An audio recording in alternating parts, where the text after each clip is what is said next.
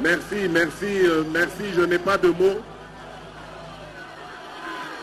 Je n'ai pas de mots pour dire merci à ce peuple, ce grand peuple du Katanga.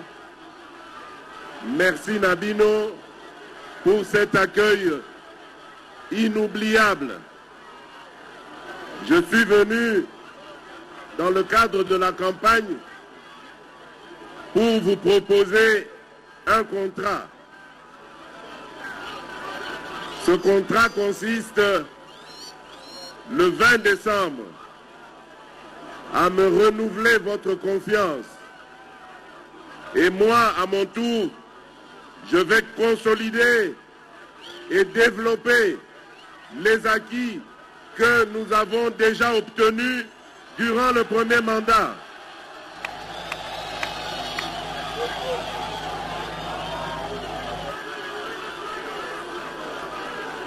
Je rappelle que lors du premier mandat,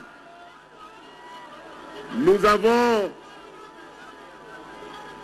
développé une politique qui était destinée à relever la dignité, la fierté et le sens de l'honneur du Congolais.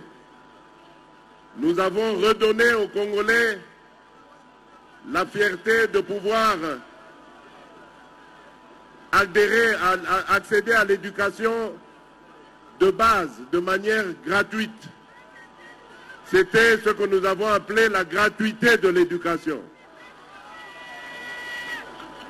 Nous avons aussi permis aux Congolais de n'importe quelle condition sociale de pouvoir, aux Congolaises de n'importe quelle condition sociale, de pouvoir accoucher librement et sans devoir payer quoi que ce soit. Tout cela, nous l'avons fait parce que nous aimons le Congo, nous aimons les Congolais.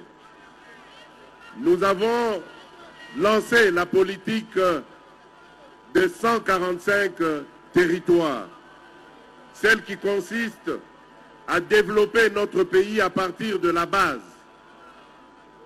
Et cette politique, c'est la clé du développement de la République démocratique du Congo.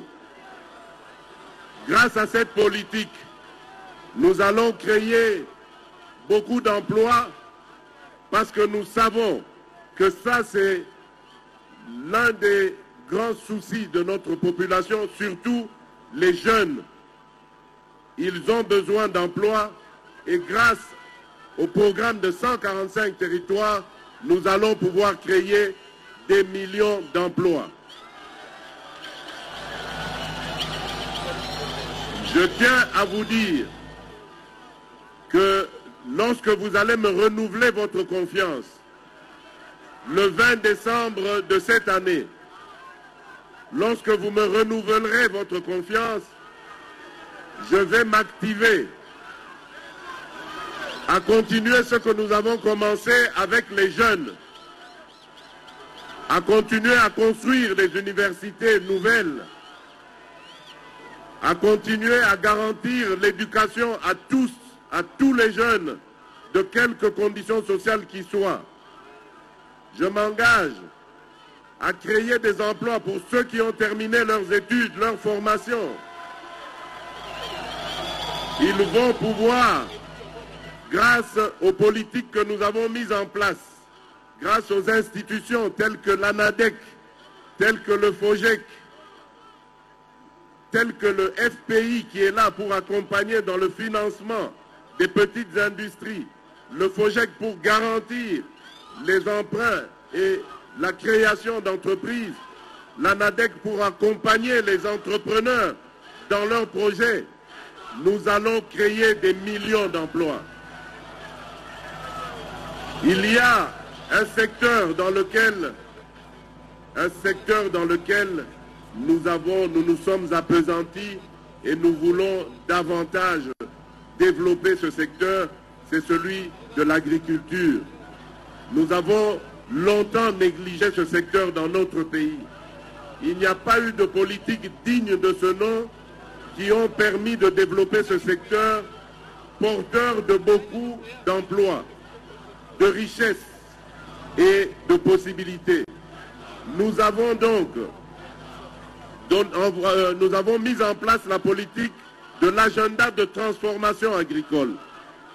Cela nous permettra, grâce aux productions que nous allons renforcer à travers l'appui que nous apporterons aux petits paysans, aux cultivateurs, nous allons pouvoir produire et transformer les produits, les résultats de nos productions ici même en République démocratique du Congo, en créant des usines de transformation et en engageant des millions de Congolais.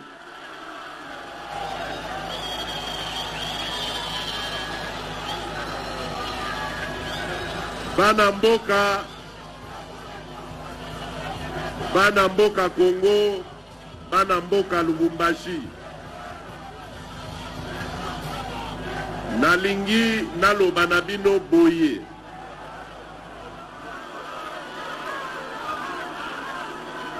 Lubumbashi amjambo.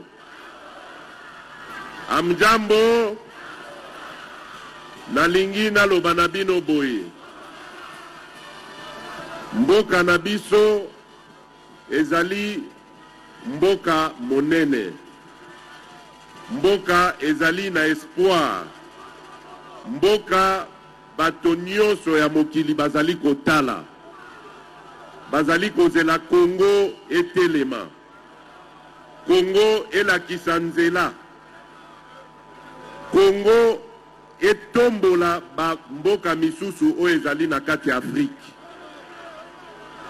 Engai na ebisi bino. Soki bosalinga confiance le 20 septembre 2020. Toko continue mosala oyo tobandi. Ya ko continue kotombo la Congo. Est-ce que le 20 décembre boyebi eloko eza kozela biso? Est-ce que le 20 décembre moto akotikala na ndako? Le 20 décembre boyebi numéro pour voter? Numéro nini? Numéro nini? Voilà boyebi yango. Yango nazali koloba na bino. Ekolo na biso Congo ezali na banguna ebele. Banguna bazali kobundisa Congo mikolo nyonso. Soki botali likambo ezali kosalema na Est. Ça fait bientôt 30 ans que nos frères et sœurs de cette partie du pays bazali kokufa lokola banyama.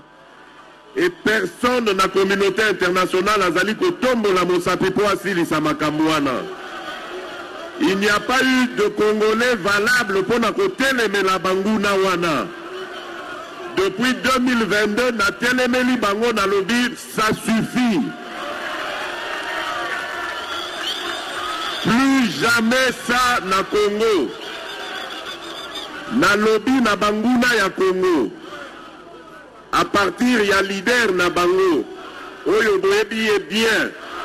Paul Kagame. Na lobi na ye. Asuka wana. Mabe asali na pays na biso ekoki. Soki a continuer a kozwa ngai mabe.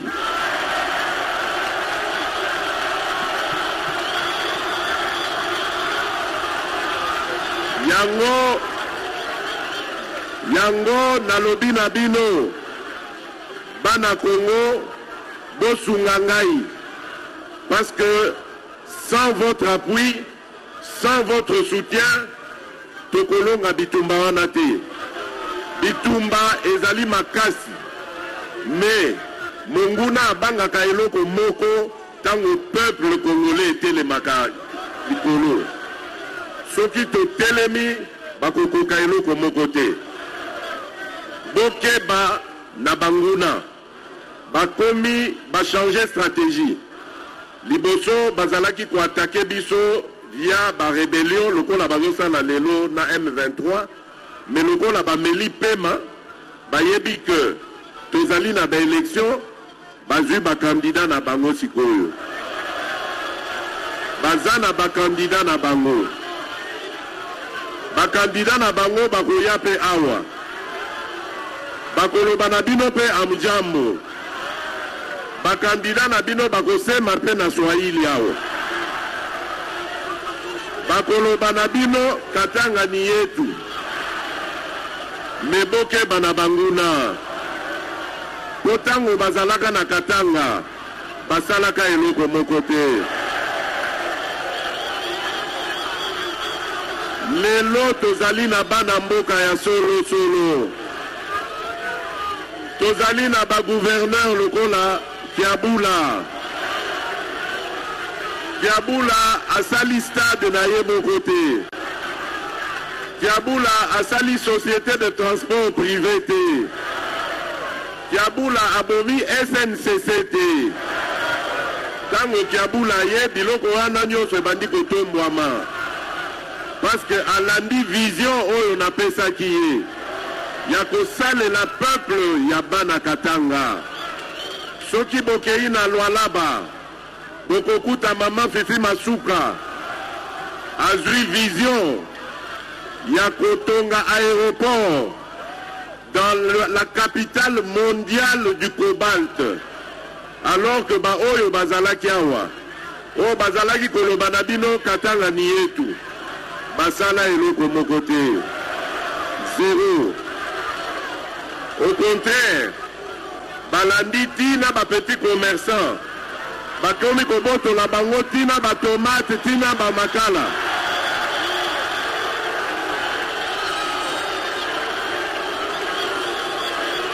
Nyanya. Nyanya. Bana Katanga oye. Bana o Katanga oye. Bana Lubumbashi oye. Oui, bana mboka. Bosala keba. Bosala keba po munguna alatisi alati poso ya meme. Me azali kaka munguna. Bomoni babandi kobete la bango maboko na bato ya M23. Bazako senga peuple congolais a voté bango. Bosala keba. Bolo bateke na yebisaki binote. La nation est en danger. Nous avons commencé quelque chose avec vous. Tobandi Mosala ya kotonga mboka na biso. Na ebisi bino likambo éducation. Na ebisi bino likambo ya santé. Na lobaki te likambo ya infrastructure. Tobandi kotia courant moke na bamboka nyonso ya Congo. Tobandi kotia mai moke na bamboka nyonso ya Congo. Tobandi kotonga banzela et bandi kosalema. C'est vrai que les gens ont besoin de moi temps pour être kisama. Mais aussi tobandi quelque chose et zali ko senga to continuer yango. To consolider ba ki biloko aussi to zui. Bo fongole la munguna porte te. Munguna akoya ko yiba biso biloko yo aussi to zui. Rappelez-vous en 1997, lorsque le régime du maréchal Mobutu est arrivé à sa fin, Bakosaki Biso Balobi, régime ya AFDL et Koya. Oui, c'est vrai qu'il y a Kinamwa Namboka à sa tête, Laurent Désiré Kabila. Malheureusement, le musée a été pris au piège. Tangoye Kosutuka, quand il s'est réveillé, c'était malheureusement trop tard. Et notre mission est celle de continuer là où le musée s'était arrêté. Notre mission est de nous réveiller et de réveiller le Congolais pour leur dire ne jamais trahir le Congo. Tokangalilo Bawana musée Atikela Kibiso. Malheureusement pour Naye, Banguna Balekaki na Makasi. Biso Tokoloba, Toko perpétuer combat Naye, Yako libérer République démocratique du Congo. Tosi Tobandi Mosala Wana, ba partenaire Nabiso, oyo bayaka na Congo, ba TFM, ba Kamoa, ba Glencore, bango nyonso wana, tosololi na bango.